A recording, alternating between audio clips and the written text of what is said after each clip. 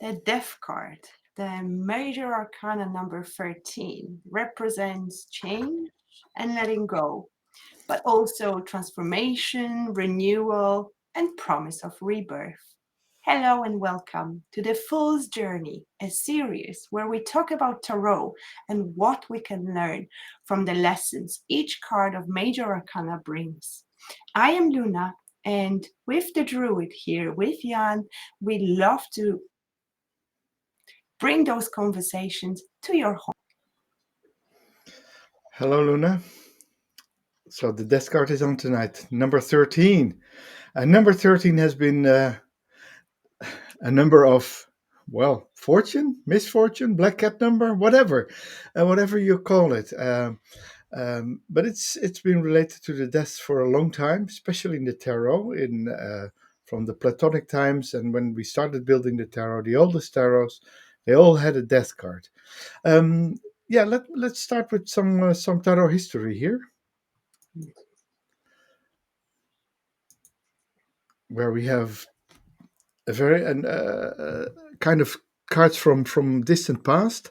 Very interesting, definitely, is the death card from the Tarot de Marseille, because in many versions of the Tarot de Marseille, the death card just says number 13, and they didn't even put the French word on it, l'amour or something. No, they just gave it number 13.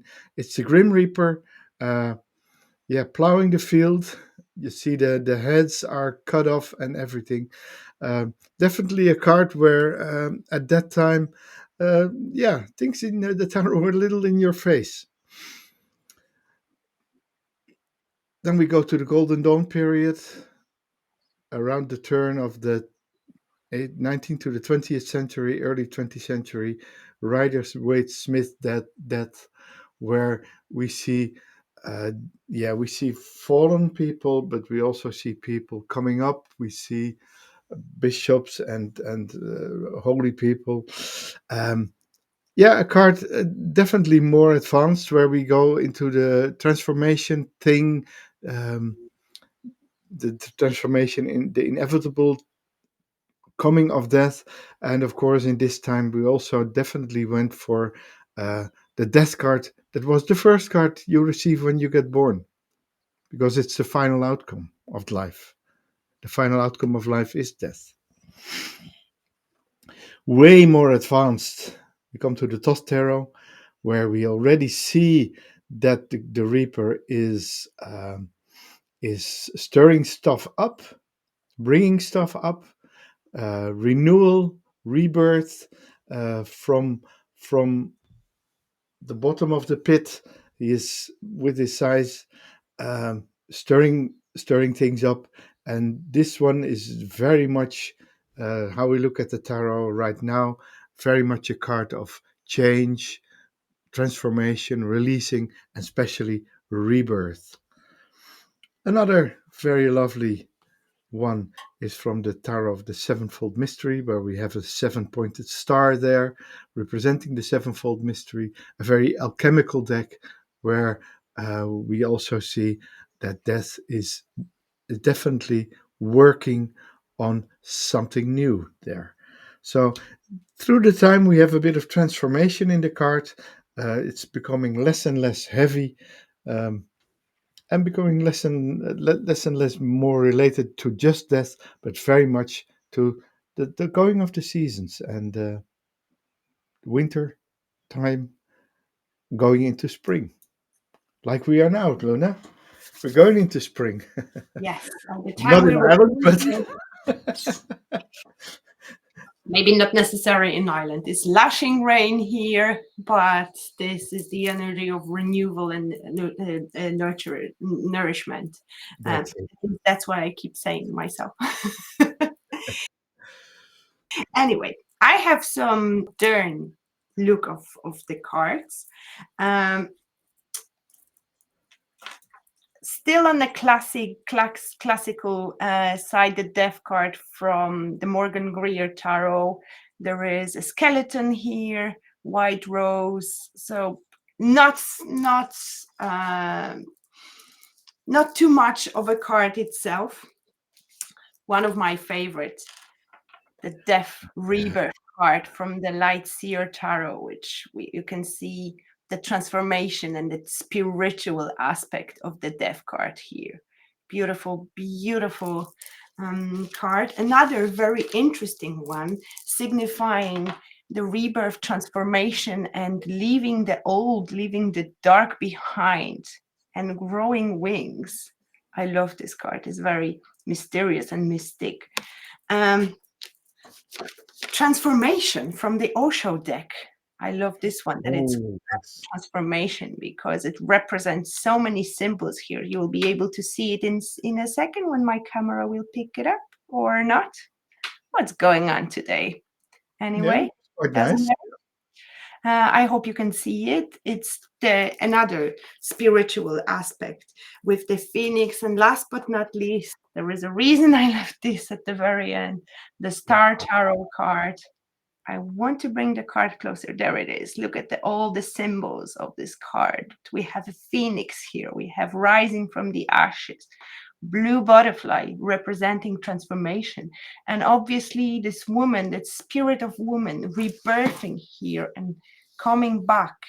I love this card, such a deep representation of the death card and the meaning it brings, because it's not about death. Just at the beginning, as I said, literally is at the least representation of that card, because this card brings so much more. Yeah, and it's definitely definitely that's something you read in all the tarot books, and also tarot readers who read for people who are not too experienced always say the death card shouldn't be taken too literal. It shouldn't Yes, be taken too for many people, it's a scary card. However, I don't see it that way. It's actually the literal. opposite. It's the positive transformation, which Yeah, the letting go of something which doesn't serve us, something old, in order to bring space for something new. there we have it. There we have it. Mhm. So, shall we go on to the topics of today? Yes, please. So our slide is there are 7 topics for today. And of course we brought the energy of the wonderful Lightseer Tarot with our slide. Transformation is inevitable. We talked about that Monday already a bit. Then release and let go. The beauty of rebirth, embracing change, the power of transformation, understanding impermanence, and the depth of renewal. So, transformation is Mm. inevitable, Luna. How about that? Just like change, that's actually one of the two certain things in life. Change at that, and then eventually we will die, we will pass to light again. And those are only two certain things in life. The Yeah, rest is a constant transformation, constant change, constant energy in movement, in the flow. that's it. Yeah. So the lesson for the full so all these cards or all these topics would be representing lessons you can, as a person or as a fool or as a child or as someone on the spiritual path, the lesson you can take from this is letting go and moving forward. It's not only inevitable, but it's necessary, it's essential to progress in life, to transform. Like I always say, we go through various life phases, and every life phase ends with an end and starts with something new. Sometimes it's very gradual, sometimes it's very abrupt. Um, the funny thing is that, for instance, when you grow from a child into an adult, uh, if you look back at it, it looks a very substantial part of your life, at least in my perspective. I still remember my 16 to 20, 21, 5 years of my life. And in my memory, they make up like 50% of my life. So that was really boom. One day I was a child, the next day I was a grown up, and the time in between looked like very big and very huge, but time wise it was very small. It was very abrupt. And when you go through the third life phase, from the adult to yeah, to the chieftain, the one that's in control of their life. So that's hopefully you reach that somewhere around or even before you're 50, 45, 50. Then that's the third life phase. And then later, when we in the real world we become pensioners, we go into the fourth and final last stage of life, which is the wise one. And all these subsequential periods, they have this element of transformation when you go either abruptly or fluently or gradually into a next phase of your life. Mhm. What is really important is that acceptance of allowing one phase to end and the new one to emerge. The acceptance is the key. It is necessary for growth. The letting go is necessary for growth. Without those two aspects, you can't Yeah, move. We yeah. can't grow. Mhm. And you made a wonderful bridge to the second topic, which is release and let go.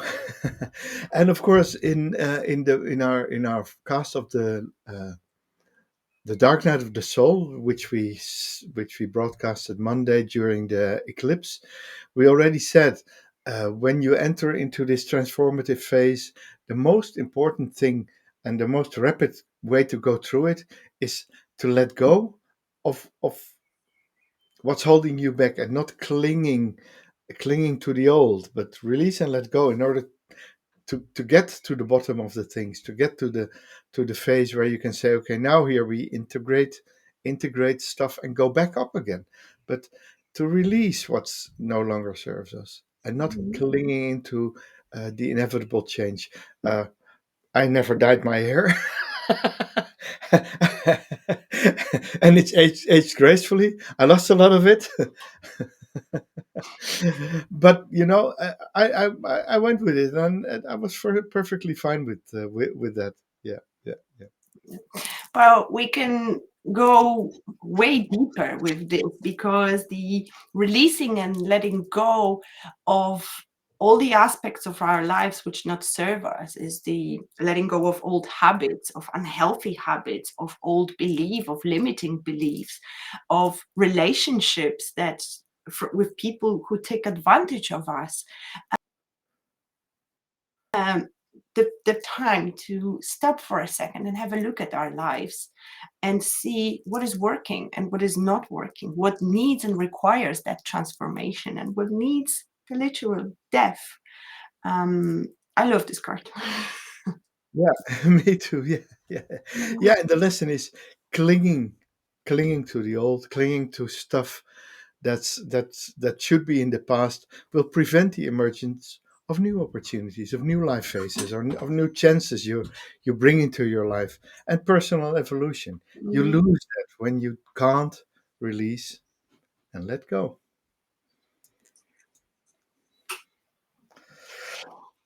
Then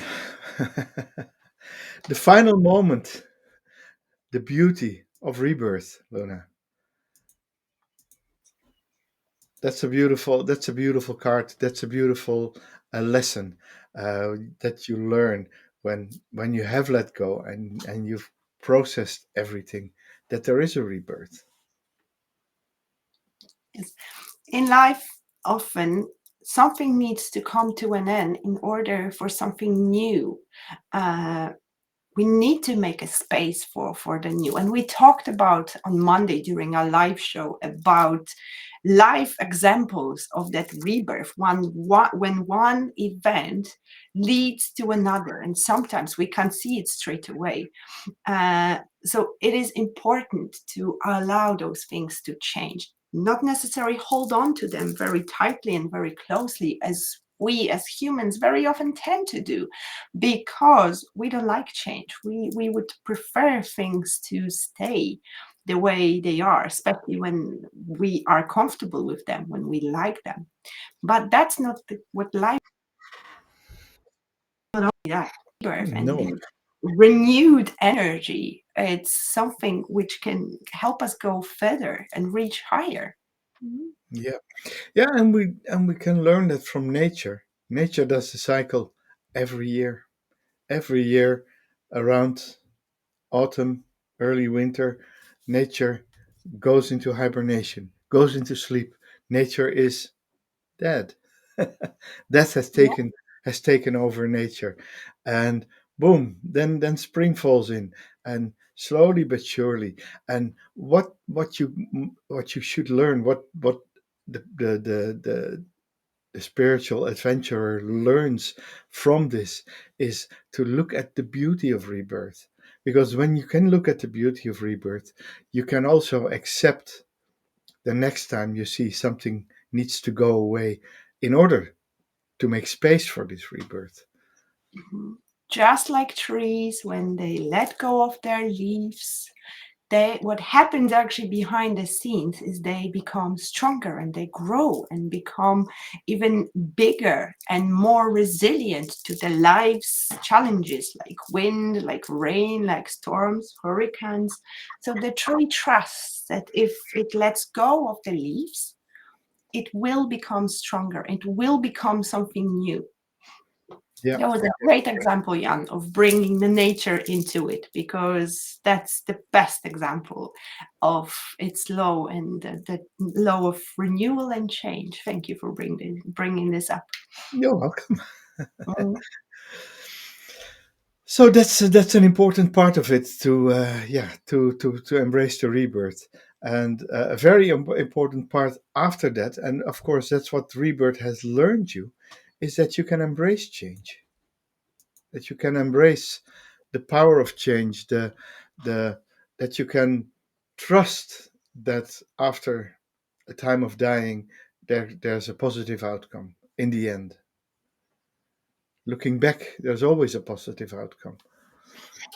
Mm. Yes, the open heart is what is really important here, because with an open heart we can embrace more. If we're closed for change, if we don't want to embrace, it will only cause resistance. And it's like building a wall. The good things or whatever we need at this time won't be able to come and show us the lesson and bring its blessings. Blessings or blessings in disguise. Yeah, yeah. Well, that's always the thing. The winter time, uh, and the time of change, and the time we have to embrace the change. It's always a process, and we can't always um, have faith in the outcome. We should have. We should learn ourselves, and maybe going through a few phases of change, yeah, will make you more resilient and even more open to a next phase. So first, when you're not too experienced, and when you're in the path of spiritual growth, embrace the change from faith that it will come okay. And after after many years, you will learn, um, you will remember that all the times the stuff changed, all the times that you went to a death and a rebirth phase, that it was better.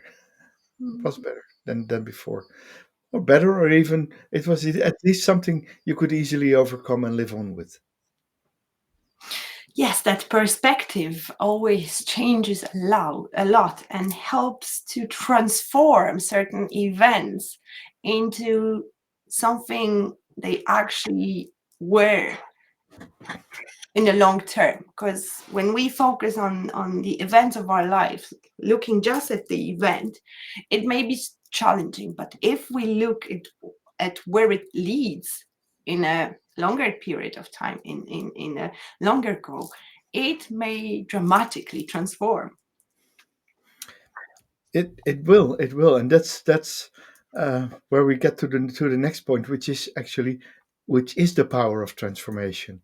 Um, so yeah, when you discover your own strength and your resilience, and uh, then you see what transformation, what novelty, what the changes that happen in your life, the benefits they bring, the power of the harvest that comes to you when you allow this transformation, when you allow for growth. So it's allowing the power to come for you, allowing the power and welcoming the power of transformation. Mhm. Looking at the nature, let's take the moon, for example. The person who invented and created the death card and used the number 13, that was a really wise person, because this person knew that in nature there is 13 cycles of the moon. And just by looking at that example, we can see how the moon transforms through 4 phases. And then those 4 phases can relate to our lives. For example, I'm in a woman's body, so it relates this of the cycle I'm in, hormonal cycle, and also so the cycles of our life, cycles of, just like in nature, we have winter, spring, summer, and fall in our lives. Jan mentioned a little bit before about it as well, and it's just such a wonderful way of explaining that transformation just by one card. Yes, yes. And I saw the moon in the Star Tarot card. Can you put it up Of again? course. The ups and downs. So they represent the Yes. cycles. Although they're all full moons there, the the the the flow, the flow, the waves that they're in there represent, of course, the cycles of the moon, which is lovely, Yeah. which And is that was lovely. exactly the inspiration of what came out of me, because I looked at the moon and it's like, yeah, the moon is the best example. And it teaches us a lot. But we'll get to the moon card in Yeah. a couple of weeks, 4 weeks. Yes, we will. Back to the death card and back to the lessons, um, and back to our slides. Yeah. And we have the sixth lesson. Is That's a a very important one. Um, Understanding impermanence, a very important card. Um, a very yeah, what you could say. It's one of the big lessons in Buddhism is this too shall pass. Nothing's there forever. Um, you know, everything will inevitably go away, and that's a big lesson. That and that's it brings all the lessons together. When you cling onto to old stuff, when you don't let go of old stuff. Well, I have seen old people's houses uh, full of rubbish because they couldn't say goodbye to anything, and it took days really to clear it out. That's the clutter, the mess that comes when you can't let go of anything that doesn't serve you anymore. The attic gets full, and eventually the whole house gets full. Mm. Mm. I often talk about how our brain and how it's designed to actually avoid change, because change is something which requires energy, and the brain loves to be efficient, and it will always drives us to the most efficient path, which usually doesn't allow the change to come in. But we have impact on that. We have full control over our mind, over our thoughts, over our actions, and we can decide that it's time for change, because it's inevitable. It's necessary for us to grow, to learn, and to embrace the new things. Yeah, that's definitely true. It's the yeah, it's the impermanence that you understand the value of living life more fully, because what we already said in the program Monday, when you accept, when you go through an awakening, when you climb out of your sometimes your dark nights of the soul, your problematic time, or a time of change, um, you become uh, you get to an understanding, and you get to a new sense of purpose. That we always ask ourselves, why are we here, what are we doing, do we make the most of our lives, is it important to do this and do this and do that. When you know that things are impermanent, then you can also go for the idea that, okay, this life is impermanent, so it will go away, let's turn this, whatever happens, let's make this a masterpiece. So we can let it go at the end and say, whatever happens, whatever comes after, maybe there's nothing coming. Nobody ever returns, so nobody lived to tell what comes after. So we should make heaven on earth here, because it's gonna go away Mhm. inevitably. Actually, yeah, you go. What I wanted to add is that approach will help us to be more present as well. How many times we experience something challenging and then it has helped us, that situation, to look at things from the more present approach, enjoying what's now, enjoying the goodness of the storm which has passed. Um, Yeah. yeah. Yeah, and then what I wanted to add was the impermanence works both ways. So we can get completely carried away when things got good, things are fine. We're at a party and it's woo, and it's all madness. That will go away. The same as the times when we're down and when things don't work, that will go away too. And that's already a bit of the bridge to next week, when we go for temperance, when instead of the big ups and downs, we go for a more smooth transition from one phase to another in life, and from one challenge to another, or one high peak experience to another experience. And so nothing is permanent, everything will change. Mm. Including us and ourselves. Yep, Yeah. And last but not least, the depth of mm, renewal, Luna. There we have yeah, it. Renewal. So we have surface changes, things we see on the outside, and we have the changes that nobody sees. And there's things that are seemingly permanent, and there are things that are seemingly going away. Uh, the body ages.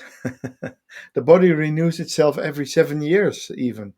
Uh, but still a bit older, time after time after time. So there's depth there. It asks you to do your inner work, and yeah, and it's necessary for renewal to work internally. yeah, it's one of the main laws of nature. It's the renewal. Whatever dies, whatever comes through a transformation, it comes out as a different, as a renewed version, just like the leaves, the example I gave earlier with the leaves. Every season the tree grows new leaves, renewed energy.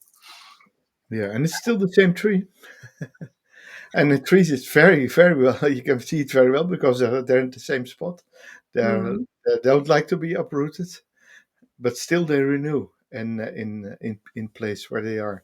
Yeah, And and just like Jan said, that the tree seems it's the same tree, however, is not, because it becomes more deeply rooted, because the roots are growing the ground here wider. So technically it's the same tree, but actually it's not. And the same rule applies to people. Very often we will look at people from the perspective of their past, from the perspective of certain events, and we don't let our mind to accept that they're changing, and they might be a completely different person now, a renewed one, the person who's been through a transformation and grew massively, but in their heads, that's their limiting belief, and the belief that this person is this and that.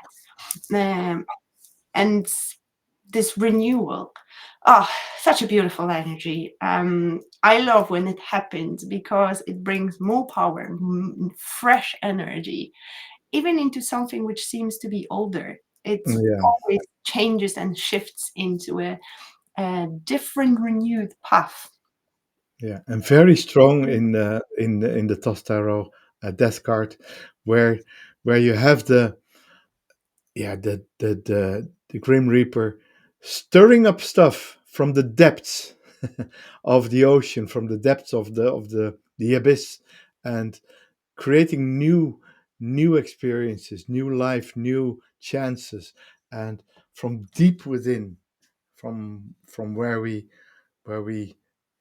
face our fears, where we face our deepest emotions. That's where we find the Mhm. biggest renewal and enlightenment in the end. Yeah, that's what it is, actually, the Yeah. deepest spiritual aspect of it. Yeah. All Yeah. right. So that was the death card in the major arcana, and Lucky 13. the lucky 13, the lucky 13.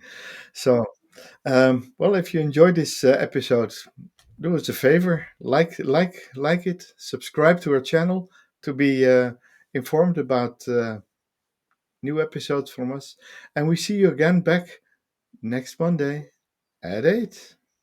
8 p.m. GMT. Bye. Bye bye.